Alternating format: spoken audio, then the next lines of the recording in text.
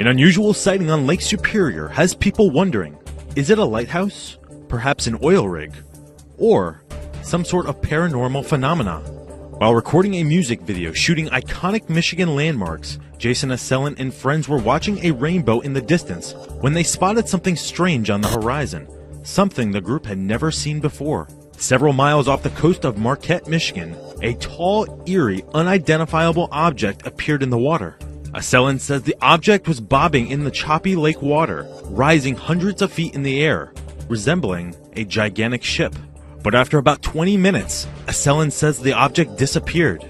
He claims it could have been a ghost ship. According to the Great Lakes Shipwreck Museum, the Great Lakes is the final resting place for more than 6,000 shipwrecks.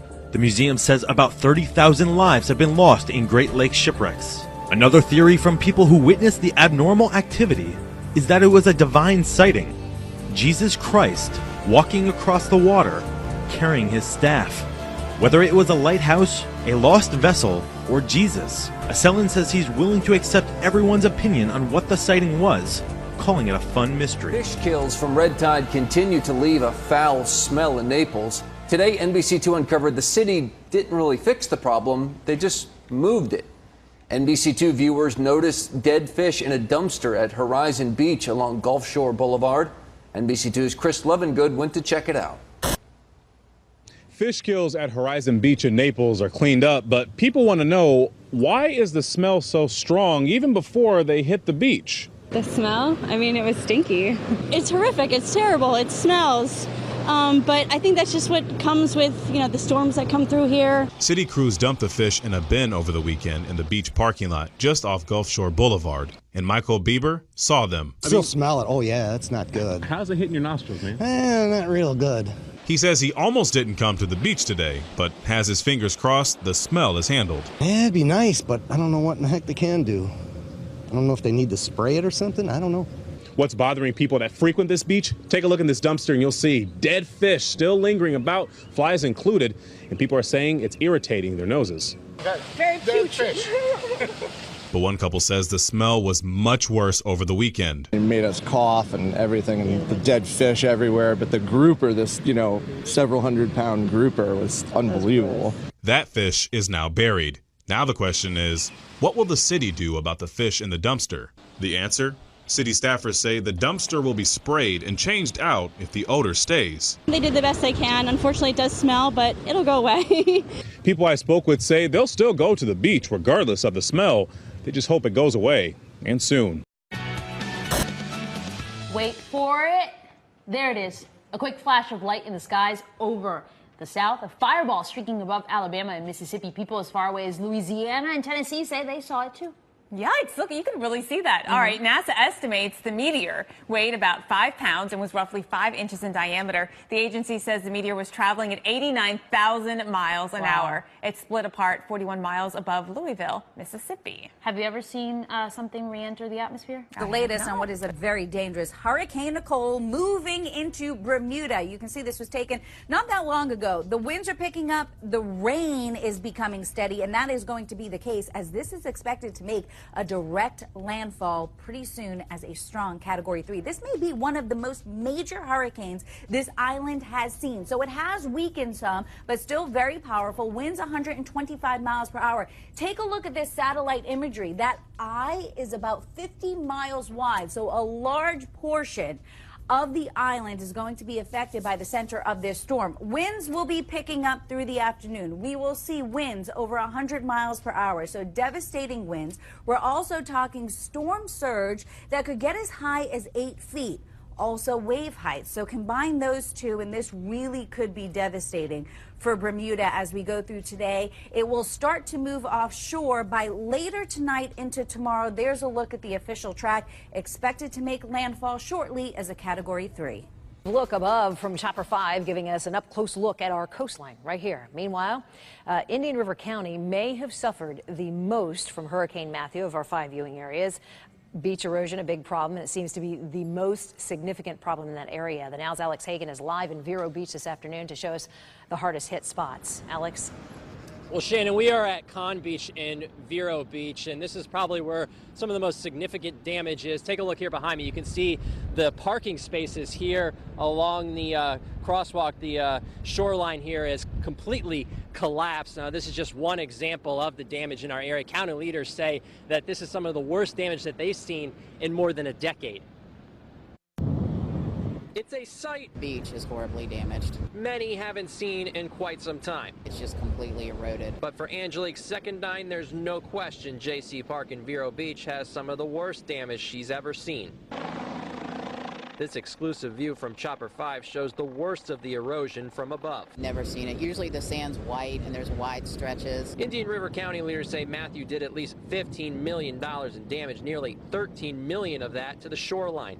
They told me nearly 16 miles of it is critically eroded. Lost about 25 feet of dune. County coastal engineer James Gray compared the beach erosion caused by Matthew to what Superstorm Sandy left behind. He said the damage is nearly as bad as Francis and Jean. We were close to those types of damages. He says beach renourishment over the years since those two storms softened the blow. Right now, Gray told me county and city workers are assessing the damage and the costs. It's imperative that we restore our crosswalks, restore our beaches that the public goes to.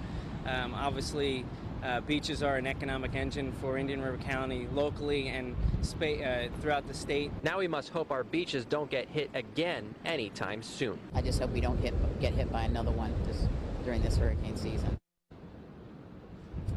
Now, we're told that county leaders, they are planning to meet with FEMA officials this week, or actually already meeting with FEMA officials, so that they can get to restoring these beaches that you see here behind me as soon as possible.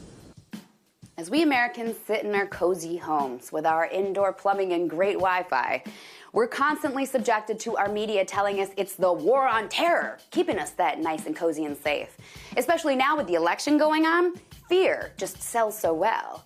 So this might be a good time to remind everyone that we are the ones killing more people than anyone else on the planet right now, by far. The Physicians for Social Responsibility is an organization based in Washington, D.C.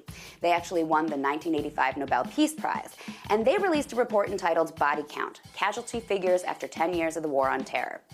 The report takes on the huge task of trying to add up all the people who have lost their lives to our 15-year-old war on terror. And the number they came up with is around 1.3 million people. They report we've killed about 1 million people in Iraq, 220,000 people in Afghanistan, and 80,000 people in Pakistan. They also say these estimates are probably low, as it's really hard for anyone to try to tally, since we keep dropping tens of thousands of bombs. It's nearly impossible to account for every life lost, so the 1.3 million is actually a conservative estimate. It doesn't even take account of everything going on into Yemen, or Libya, or Syria, for instance. The researchers say the real number could easily be in excess of 2 million. That number is 20 times what our government and media like to report. They keep the number around 100,000 or so. But the researchers say that number is ridiculously low, as it doesn't take so much into account. For instance, those reporting the 100,000 number count only about 1,000 deaths in the Iraqi city of Najaf, where the number is actually at least 40,000. So the researchers maintain that any number below at least 1 million is extremely unlikely. They also point out that the exact number isn't even the most important part of their study. What they think is the most important is just the scale of death our war on terror is wreaking on the planet. They say it's important for the public to understand the sheer magnitude of death we've wrought, because that makes it easier to understand what a travesty it is, and also that those waging this war should be held accountable.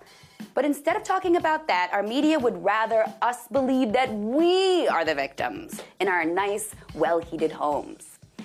I can think of at least 1.3 million reasons why that is a travesty. The Islamic State in Syria has expanded its weapons repertoire. According to CNN, the terrorist group has now added drones to its arsenal. ISIS is reported to have used a drone laden with explosives against Kurdish forces on October 2nd. According to U.S. coalition spokesman Colonel John Dorian, this isn't the first time the radical group has used drones, most of which are cheap commercial models made in China. The recent attack resulted in the death of 2 soldiers. News overnight, a big story that we need to bring to you. The U.S. has retaliated against Yemen after yet another attack on a Navy ship. An escalation in this area. Tomahawk cruise missiles targeting multiple radar sites along the Red Sea that took part in 2 failed attacks on the USS Mason. Those missiles launched by a U.S. destroyer and hitting areas controlled by Iranian-backed Houthi rebels. Leland Vittert, live at the White House with more on this disturbing development. Leland, tell us what's happening. Well, good morning, Martha. And as you said, Iran is really the key player here. They have been harassing U.S. ships not only in the Red Sea, but also near the Straits of Hormuz for months now. Their rebels fired on U.S. ships during the week. They fired again. They were warned that U.S. captains have the right to protect themselves, and that is exactly what happened overnight as the Navy launched multiple Tomahawk cruise missiles to take out the radar sites that guided those original attacks. According to the Pentagon, they hit and destroyed the radar positions, which would make attacks on U.S. ships more difficult. As we have seen, though, the Houthis are very well equipped by Iran. It was U.S. Navy warships that forced Iranian freighters carrying weapons to the Houthis to turn around. For all intent and purposes, the U.S. and Iran are really in a proxy war over Yemen. And take a look at the map about how strategically important Yemen is. It is the Saudis that are bombing in Yemen using U.S. weapon systems, U.S. bombs, backed by the United States, helped by the United States, and Iran, of course, which is backing the Houthi rebels. Control there of the Strait of Mandeb that leads up to the Red Sea is at stake. And then also, Martha, huge implications for anti-terror operations against al-Qaeda in the Arabian Peninsula at stake as well in Yemen. North Carolina Governor Pat McCrory is making no new friends over the notorious HB2 bathroom bill, and on Tuesday insisted that Caitlyn Jenner must use men's facility. If she is using the shower facility at UNC Chapel Hill after running around the track, she's going to use the men's shower. McCrory said in a serious gubernatorial debate following a question from the moderator on which restroom Jenner, a trans woman, should use. McCrory referred to Jenner as a woman while arguing that she must shower with men, emphasizing how outlandish the HB2 defenders' arguments have become. This is the football club of Ma'ale Adumim in the occupied West Bank. It's one of 6 built by Israeli settlements in occupied territory. The Palestinian Football Federation wants FIFA to tell these clubs to move to Israeli land or be suspended from FIFA. Now, FIFA has asked the UN for clarification on the occupied West Bank, and the UN has reminded FIFA that these occupied lands, this occupation of this land is illegal under international law and without validity.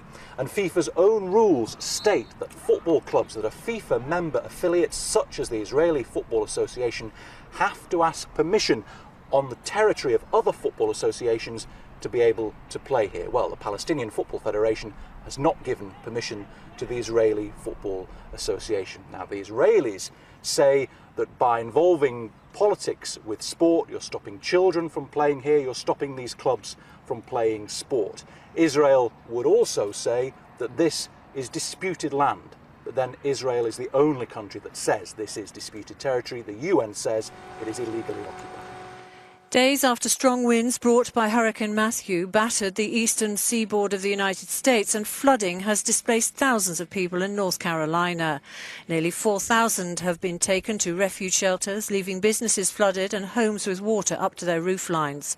Governor Pat McCrory has warned of extremely dangerous conditions in the coming days, where several rivers are at record levels. 35 people in the state have already died as a result of the storm. Do not go through water. We've had over 10 people killed as a result of that. We're not messing around, and we do not want to put people at risk to save you once you make that decision. Too many people have died. In South Carolina, about 532,000 homes are still without power. That's down from 2.2 million on Sunday. However, disaster declarations in both Carolinas, North and South, have been made by President Barack Obama, which will make federal funding available to people in the hardest hit areas.